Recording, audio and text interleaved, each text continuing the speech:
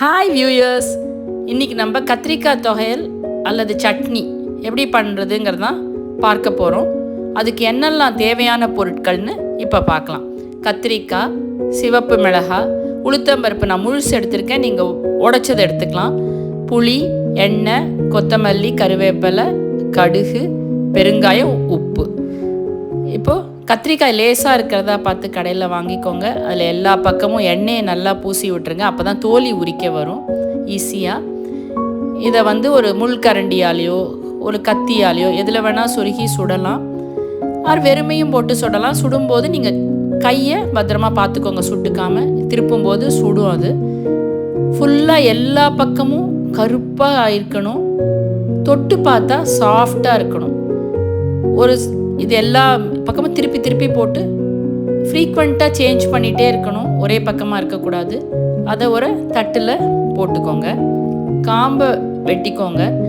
அப்படி இல்லைன்னா இந்த கத்திரிக்காய் முழுக்க தண்ணியிலையும் போடலாம். காம்பை கட் பண்ணுறதுக்கு முன்னாடி தண்ணியில் போட்டுட்டு எடுத்தால் தோலி உரிக்க வரும். தோலி ஃபுல்லாக ஆறினதுக்கப்புறம் உரிக்க வர்றது கஷ்டம். அதனால் கொஞ்சம் வார்மாக இருக்கும்போதே, சூடாக இருக்கும்போதே உரிச்சிடுங்க தோலியை. தோலியை உரித்த உடனே ஒரு கத்தியால் ரெண்டாக பொளந்து பார்த்துக்கோங்க ஏதாவது பூச்சியெல்லாம் இருக்கான்னு. அதுக்கப்புறம் அதில் சால்ட்டை போட்டுக்கோங்க. இப்போ ஒரு கடாயில் எண்ணெயை ஊற்றிக்கோங்க. கடுகை போட்டுக்கோங்க. கடுகு நல்லா பொரிஞ்சதுக்கு அப்புறம் உளுத்தம்பருப்பு போட்டுக்கோங்க. பெருங்காயம், சிவப்பு மிளகாய்,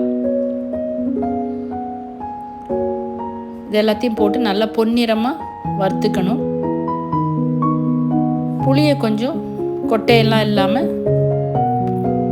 பிரிச்சுட்டு அதையும் கொஞ்சம் சூடு பண்ணி எடுத்துக்கணும். அதோட கருவேப்பிலையும் போட்டுக்கோங்க. எல்லாம் வறுத்ததுக்கப்புறம் ஒரு தட்டில் தனியாக எடுத்து வச்சுக்கோங்க.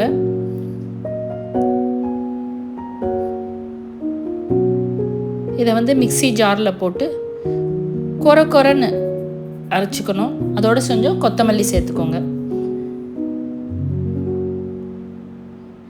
இப்போ கத்திரிக்காவை போட்டு அரைக்கும் போது பல்ஸ் மோடில் வச்சு அரைக்கலாம். இல்லைன்னா ஒன்றுத்தில் வச்சுட்டு டக்குன்னு அரைச்சிட்டு நிறுத்திடுங்க. அது ரொம்ப மாவாக போயிடும். ஸோ அப்போ அந்த தொகையலுக்கு அவ்வளோ ருசி இருக்காது. அதனால் கொஞ்சம் அது கொரன்னு இருக்கிற மாதிரி ஜஸ்ட்டு திருப்பிட்டு எடுத்துருங்க. இது ரெண்டுத்தையும் சேர்த்து கலந்துட்டு இதை சாதத்தோடு கலந்து சாப்பிட்லாம் நல்லெண்ணெய் விட்டு. இல்லைன்னா இட்லி, தோசை அதுக்கெல்லாம் தொட்டுக்க யூஸ் பண்ணலாம். இது ரொம்ப டேஸ்டியாக இருக்கும். நீங்களும் பண்ணி பாருங்கள்.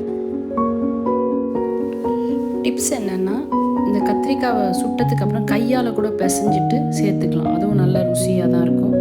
மைக்ரோவேவில் பண்ணணுன்னா மைக்ரோவேவ் ஹையில் 10 to 12 minutes பேக் பண்ணலாம். திருப்பி போட்டு பண்ணுங்கள். நிறையா ஃபோர்க்கும் நைஃபாலையும் நிறைய ஓட்டை போடணும், ப்ரிக் பண்ணணும், அதர்வைஸ் வெடிக்கும்.